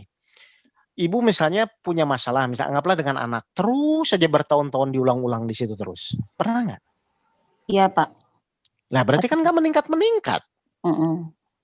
Kan soal ujiannya tetap sama aja. Tingkat SD aja marah-marah terus. Sholat subuh ayo bangun, besoknya begitu lagi, sholat subuh bangun, itu terus. Berarti Ibu belum bisa memanfaatkan soal ujian ini sebagai sarana untuk meningkatkan keimanan. Karena fokus target Ibu adalah bagaimana supaya hasilnya sesuai dengan keinginan Ibu kan? Iya, betul. Nah, jelas ya Bu ya. Jadi yang poin penting itu di prosesnya, bukan di hasilnya. Karena kalau proses yakin kepada Allah kayak tadi lah, misalnya Bapak yang tadi tanya tentang sakit. Yang penting itu menerimanya dulu Pak, bukan masalah sembuhnya. Karena ketika Bapak menerima jadi beriman, Allah ngasih petunjuk pasti sembuh gitu. Atau misalnya kayak tadi Bapak tadi kalau mati pun kalau dalam keadaan dikasih petunjuk oleh Allah berarti di jalan Allah masih masuk surga. Jadi tidak ada yang rugi Pak kalau misalnya kita menjalani karena Allah. Tuh. Ya. Jelas ya Bu ya? Ya. Oke, ada lagi silakan. Iya Ustaz. Boleh bertanya Dr. Endah? Sebentar Pak Johan, sebentar Silakan. Pak. Ada beberapa Ya. pertanyaan di chat yang intinya adalah bagaimana membedakan antara teguran dan ujian. Oke, gini aja, saya kasih gambaran lah. Bu Endah jalan di trotoar, ditabrak motor, teguran atau ujian? Saya sudah sesuai dengan aturan, berarti itu adalah ujian. Kira-kira teguran atau ujian kalau ditabrak motor di trotoar? Ujian. Ujian, karena Bu Endah sudah jalan yang benar kan? Nah kalau Bu Endah di tengah jalan ditabrak motor, kira-kira ujian atau teguran? Teguran. Ah, salah kan? Nah, apa ujian teguran? Namanya orang ujian itu kalau sudah di jalan Allah, sholat 5 waktu, bersedekah, jadi orang baik, itu insya Allah ujian. Teguran itu apa? Kita pelit, ya iri, dengki, ya Bapak Ibu kan tahu lah. Yang tahu diri Bapak Ibu kan Bapak Ibu sendiri. Silahkan kita tuh dalam posisi yang mana. Nah saya mudahkan saja, daripada kita GR, saya takutnya tuh itu teguran dianggap ujian, berarti kan merasa beriman padahal kita salah kan? Ya. Udah kita anggap itu teguran semua. Langkahnya kan cuman bedanya teguran sama ujian itu kalau diuji kita berterima kasih. Karena untuk meningkatkan keimanan kita. Kalau ditegur namanya salah berarti kita minta maaf dulu, sholat tobat dulu. Setelah itu berjanji kepada Allah tidak akan mengulangi lagi, kan gitu kan? Insya Allah nanti tegurannya berubah akan menjadi ujian. Begitu ya, Bu Endah ya? Ya. Jadi kalau itu teguran istighfar dulu ya Ustadz ya? Iya, minta ampun dulu. Namanya ditegur kayak Bu Endah misalnya ditegur kan berarti salah kan? Iya. Nah, kita kan kalau ditegur, oh ya saya minta maaf, kan gitu aja sama Allah. Tapi jangan menyepelekan. Oke. Baik, ada lagi? Tadi Pak Johan.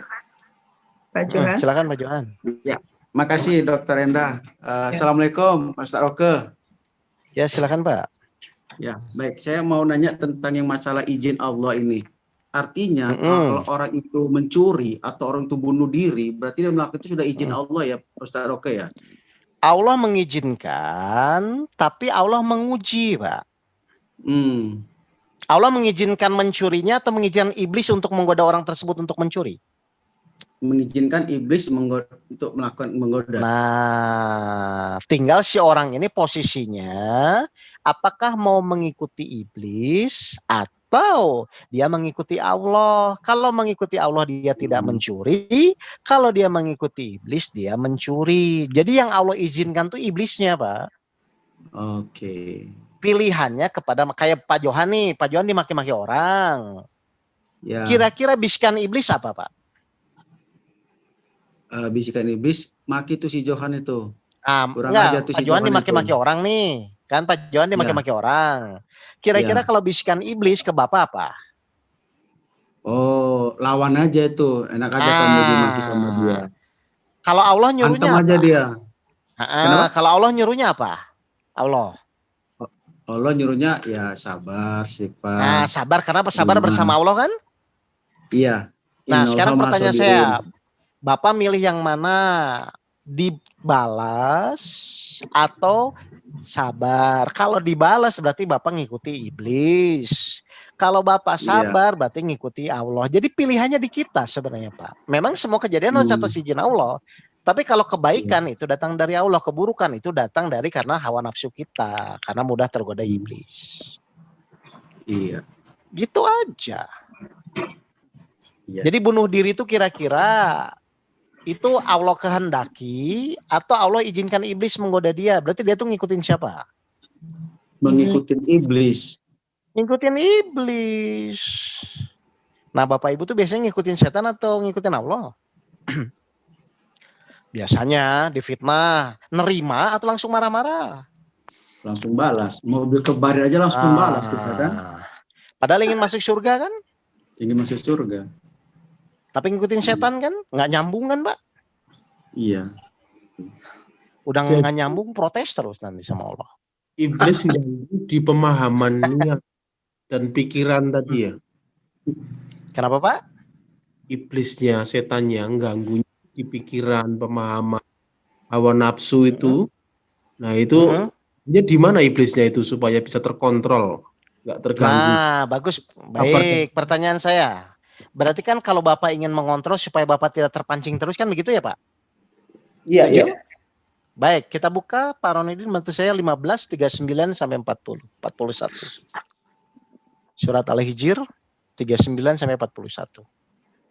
Di Al-Qur'an sebenarnya ada semua, Pak. Kalau Bapak mau kaji itu cara supaya iblis tidak menggoda kita.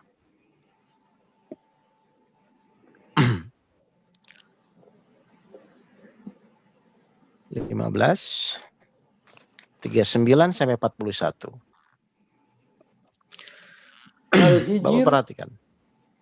39:41. Ya. Ia iblis berkata, Tuhanku. Ini iblisnya langsung ngomong. Terus? Oleh karena engkau telah memutuskan bahwa aku sesat, aku pasti akan jadikan kejahatan terasa indah bagi mereka di bumi. Dan aku akan menyesatkan mereka semuanya. Mereka semuanya tuh siapa, Pak? Kecuali. Enggak, mereka semua tuh siapa? Mereka tuh siapa? Kita manusia, Pak. Nah, berarti manusia dan jin itu akan disesatkan oleh iblis. Berarti termasuk kita semua kan, Pak? Betul ya? Oke, sekarang lanjut, Pak. 40-nya? Kecuali hamba-hambamu yang terpilih di antara mereka. Nah, kalau di Arabnya kan muklisin ya, Pak ya? Muklisin itu apa? Yang ikhlas. Ikhlas. Berarti kalau Bapak Ibu ingin refleksnya tidak tergoda iblis, berarti Bapak Ibu harus ikhlas. Ikhlas itu apa? Semata-mata hanya karena Allah. Oke, semata-mata karena Allah. Oke, sekarang saya ajarin, Pak. Misalnya Bapak dimaki-maki orang. Ya, Bapak yang tadi tanya ya, Bapak dimaki-maki orang. Berarti kan dengan kejadian itu Bapak harus ikhlas nih. Setuju Pak? Ya. Supaya tidak terpancing. Nah, saya mau nanya. Sebenarnya yang benar itu kejadiannya dulu atau izin Allah dulu? Izin Allah. Pak Juni silakan dijawab. Mekanisme yang benar tuh semua kejadian tuh atas izin Allah izinkan baru kejadian atau kejadian dulu baru izin? Izin dulu. Izin dulu ya? Iya. Jadi kalau Allah mengizinkan terjadi, Izin Allah. nah berarti kalau Allah mengizinkan terjadi, kalau Allah tidak mengizinkan tidak terjadi. Setuju Pak? Iya, setuju. Nah, berarti sekarang saya mau nanya, selama ini ketika ada kejadian, Bapak tuh melihat kejadiannya atau melihat izinnya? Itu selama ini kejadiannya. Ya saya mau nanya ke Bapak. Bapak ini kalau ada kejadian misalnya Bapak dimaki-maki orang. Bapak tuh langsung melihat kejadian orang maki-makinya. Atau Bapak tuh, oh ini sudah atas izin Allah ya. Baik ya Allah saya terima dulu. Atau Bapak tuh melihat izinnya Allah. Izinnya Allah. Seharusnya izinnya Allah yang kita lihat. Seharusnya. Berarti kan selama ini Bapak selalu melihat kejadian kan? Kejadiannya. Iya. Itu disuruh siapa? Lihat izin Allah. Tapi sayang kita sejujurnya hanya melihat kejadian. Lah makanya, nah kita kan perlu ilmu tuh di sini Pak.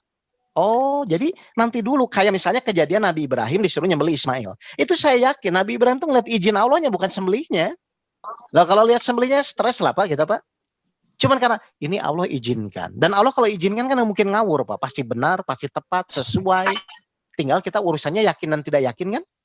Makanya tadi saya bilang, orang akan cepat yakin itu, cepat akan ikhlas itu kalau melihat izin Allah. Kenapa? Karena sebelum ada kejadian pasti harus izin dulu. Contoh, anak mau keluar rumah. Itu tuh anak langsung keluar rumah baru izin atau izin dulu terus boleh keluar? Izin dulu. Izin dulu. Izin dulu. Kalau diizinkan dia bisa keluar rumah, kalau tidak diizinkan tidak bisa. Ya sama Pak. Kejadian bisa terjadi. Kalau nggak diizinkan Allah bisa nggak Bapak Ibu? Tidak. Allah mengizinkan tuh ngawur atau tepat? Tepat. Nah kalau tepat kenapa nggak diterima? Harus diterima sekarang. Nah, berarti ketika Bapak Ibu difitnah, dimaki-maki, jangan lihat dulu fitnahnya.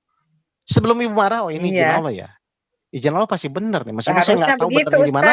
Ya iya memang harus begitu kalau ingin bahagia. Kalau kita selama ini kan kita langsung nafsu aja, kita kan setan. Nah itu. Padahal Ibu ingin bahagia, ingin masuk surga kan? Iya betul. Iya. Mau surga lah Pak Ustadz, masuk neraka. Iya makanya jangan ikut setan. Baik. Mohon tanya Bu Endah, melanjutkan ya. Ya silakan. Baik, jadi kalau kita walaupun menyadari itu izin Allah, ada pertanyaan Pak Ustadz, mengapa ya Allah mengizinkan? Mengapa Allah itu mengizinkan? Kenapa saya diizinkan untuk melakukan kejadian yang mungkin membahayakan dan sebagainya? Itu pertanyaannya. Mengapa? Oke, saya mau nanya ya Pak ya. Ya. Kenapa Allah mengizinkan? Kan tadi saya bilang tujuan Allah mengizinkan kejadian kan nguji kita Pak. Benar nggak? Betul. Ya, nih, betul. Allah kasih kejadian ke Bapak. Oke, misalnya Allah tuh ingin buat Bu Endah sabar.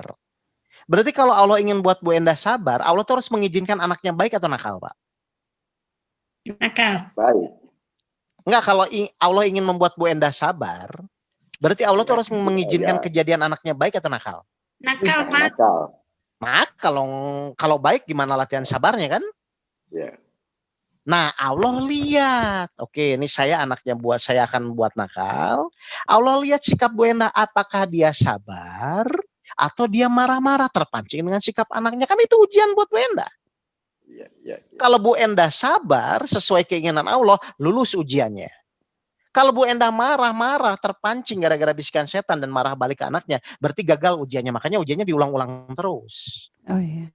Ya, Bu Jadi Endah kalau boleh pertanyaan tanya Bapak enggak? tadi, kenapa Allah mengizinkan? Sebentar, itu Bu karena memang Farida. bahan ujian, gitu loh. Ya. Ngerti Pak maksudnya? Baik. Terima kasih Ustadz, mengerti. Nah, karena ayatnya jelas, nanti saya sambung ayat yang lain. Ya silakan Bu, kalau ada pertanyaan lagi. Maaf, ini di chat ada dua Bu Ida, sebentar ya. karena waktu juga.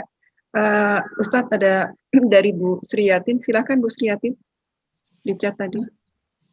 Terima kasih. Assalamualaikum warahmatullahi wabarakatuh. Waalaikumsalam warahmatullahi wabarakatuh. Saya sangat bangga. Aduh, ilmunya luar biasa Pak Ustadz, menyadarkan saya. Ya, yang ingin menyadarkan saya, mungkin selama ini saya lalai hanya memikirkan dunia saja yang lebih banyak daripada akhirat. Benar-benar luar biasa. Yang jadi pertanyaan saya Pak Ustadz, kadang itu kita kalau ada masalah, seperti tadi banyak teman-teman sampaikan untuk bertanya, itu langsung respon, nggak berpikir bahwa ini tuh dari Allah, kita harus menerima ikhlas. Nah, kalau pada posisi seperti ini, kita sadar kita meningkat. Tapi setelah selesai ini dan sebagainya, itu kita itu turun. Dan bagaimana ini cara untuk meningkatkan supaya iman kita itu meningkat terus? Terima kasih. Assalamualaikum warahmatullahi wabarakatuh. Saya buat bahasa sederhana gini ya Pak. Bu, gini, saya mau nanya Bu Sriyatin ya. Kalau ibu nggak biasa olahraga, tiba-tiba olahraga, yang dirasakan tuh segar atau pegal-pegal? Pegel semua Pak Ustadz. Kenapa pegal-pegal Bu? Karena kaku badannya. Karena belum terbiasa, kan begitu kan? Iya, tidak biasa. Nah, kalau sudah biasa, sebulan, 2 bulan sudah biasa, pegal atau jadi segar? Jadi segar. Nah, baik. Sekarang pertanyaan Ibu saya jawab. Kenapa kita kalau dapat kejadian tidak enak tuh selalu marah-marah? Kan begitu kan Bu? Betul. Karena awalnya dasarnya Ibu memang tidak mau. Akhirnya jadi tidak terbiasa. Kan begitu kan? Betul. Nah, supaya jadi terbiasa bagaimana? Ya harus latihan. Setuju ini? Setuju. Oke, latihannya bagaimana? Dibalik sekarang. Saya kasih contoh, yang membuat ibu tidak sabar apa? Coba satu aja poinnya. Apa yang membuat ibu tidak sabar? Misalnya kejadian apa? Anak misalnya ya. Suami. Oke, suami ya. Oke, suami ya. Nah, misalnya ketika ibu nanti pulang atau nanti ibu di rumah, ibu niatkan, ya Allah nanti kalau suami saya marah-marah, ini saya akan jadikan sarana latihan sabar. Bukan lagi masalah. Kan sekarang ibu nganggap suami galak itu masalah. Kalau ibu terus menganggap suami galak masalah, ibu susah sabarnya. Dibalik sekarang. Nanti kalau suami saya marah-marah, ini bahan latihan saya untuk sabar. Kira-kira kalau ibu berlatih sekali, 2 kali, sebulan, 2 bulan, 3 bulan, akhirnya jadi terbiasa. Suami galak jadi masalah nggak nantinya? Tidak. Ya sudah, ibu latihan. Makanya ibu list hal-hal apa saja yang membuat ibu tidak sabar. Misalnya anak tulis, suami tulis, gitu Bu. Selama ibu menganggap anak ibu dan suami ibu itu masalah, tidak akan selesai. Tapi kalau ibu mulai merubah mindset ibu bahwa anak dan suami ini sebagai sarana latihan sabar, pasti selesai. Kenapa? Karena ibu sudah tidak menolak, tapi sadar betul ini sebagai sarana untuk meningkatkan kesabaran ibu. Saya mau nanya, pahala sabar itu ada batasnya enggak Bu? Surat 39 ayat 10? Tidak ada. Kalau tidak ada batasnya tuh masuk surga tanpa hisab enggak? Tidak, tanpa hisab. Tanpa hisab kan, karena nggak ada batasnya. Ibu tuh ingin masuk surga tanpa hisab nggak? Apa Pak? Ibu ingin masuk surga tanpa hisab nggak? Betul, betul. Betul. Mau masuk surga Pak. Tanpa Oke, hisab. masuk surga tanpa hisab, syaratnya sabar kan? Iya. Untuk jadi sabar tuh berarti ibu perlu suami yang baik atau yang galak? Untuk jadi sabar. Galak. Berarti ibu seneng nggak sekarang suaminya galak?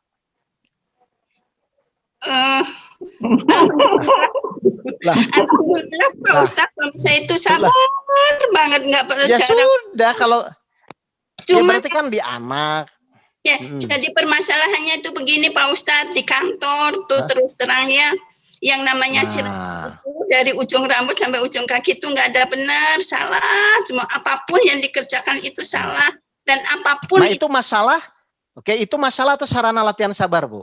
Sarana latihan. Sarana latihan sabar. Nah ibu perlu nggak? Perlu untuk bersabar Pak Ustadz, cuman memang iya, ibu.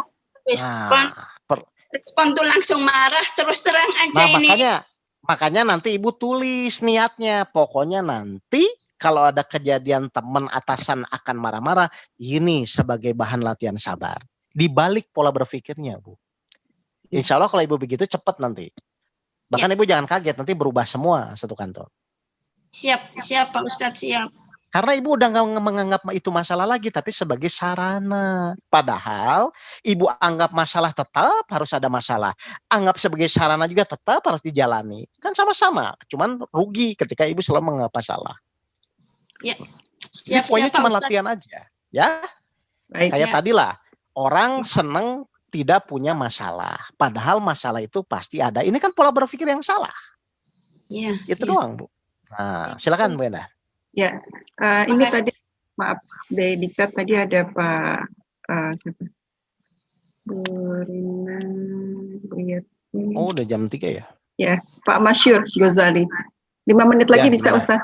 Pak Masyur, silakan. Bagaimana dengan hukum kisos? Katanya kalau orang menghina atau memfitnah atau dimaki-maki, orang kita sebaiknya tidak membalasnya.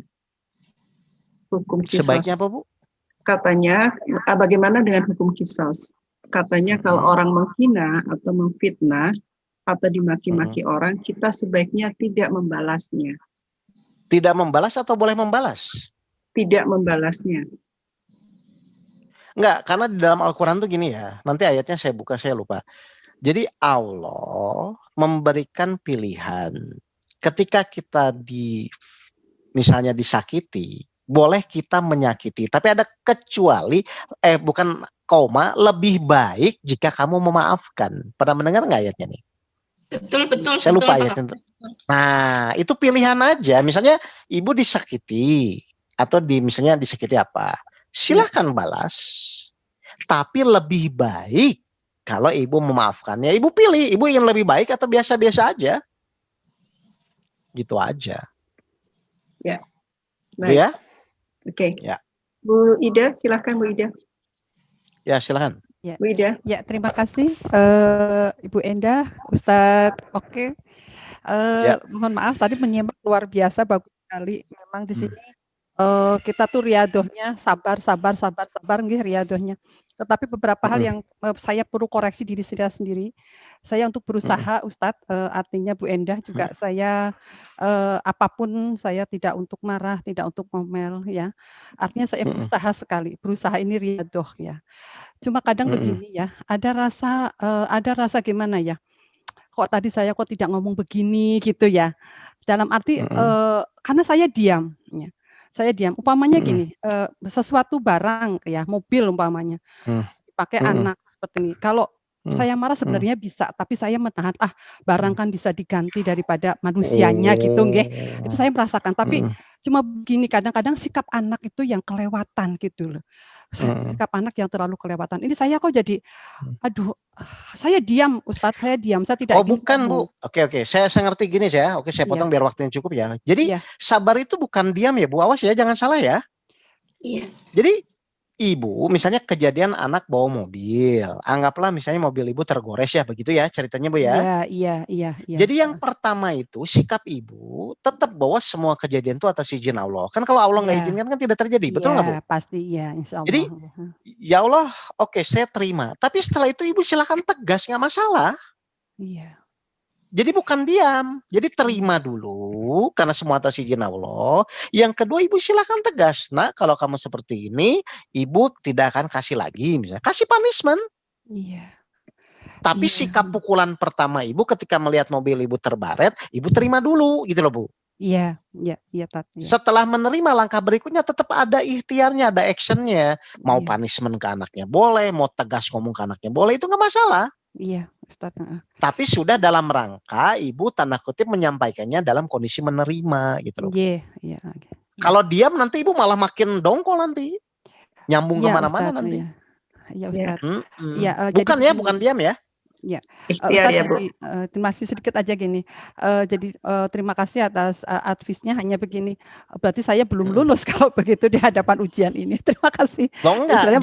Allah lihatnya itu bukan gini. Allah tuh lihatnya bukan lulus tidak lulus Bu. Allah tuh ingin lihatnya adalah ibu semakin taat atau tidak taat. Tenang aja. Lulusnya biarin aja urusan Allah. Jadi jangan fokus ke hasilnya ya Bu ya. Iya, terima kasih Ustadz, terima kasih. Jadi goalnya itu adalah apakah ibu masih menganggap anak itu sebagai masalah atau sebagai sarana latihan? Itu aja sebenarnya. Ya, terima kasih. Kalau sebagai sarana kan si ibu semakin semangat itu latihannya. Terima kasih. Baik, Malah kalau anaknya tidak nakal, ibu nanti nggak punya sparring partner sabar lagi nanti. Malah nyari anak orang nanti. Iya, Oke, silakan. Ya, terakhir ya, Bapak Ibu sekalian, Ya. ini dari Bu Yatvi terkait tadi disampaikan apabila orang tua diuji anak yang nakal supaya sabar. Kemudian dari sisi anak, mengapa Allah mengizinkan anak nakal? Lah kalau anak nggak dibuat nakal, ibu latihan sabar sama anak siapa? Bu Yatvi. Ibu ingin latihan sabar. Kan ibu ingin latihan sabar nih.